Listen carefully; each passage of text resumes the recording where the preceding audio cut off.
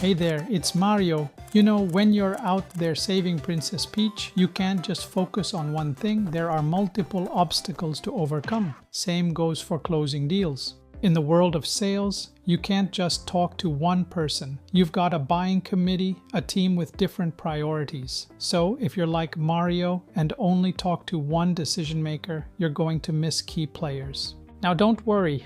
Just like Superman always has a team, Batman, Wonder Woman, Flash, you need to understand every member of that committee, engage each person, and speak their language. What's important to Tony Stark might not matter to Steve Rogers, right? Understand the roles, listen closely, and tailor your pitch. You'll turn your deal into a team win. So, are you ready to tackle your buying committee like Super Mario? Start now and subscribe for more insider tips.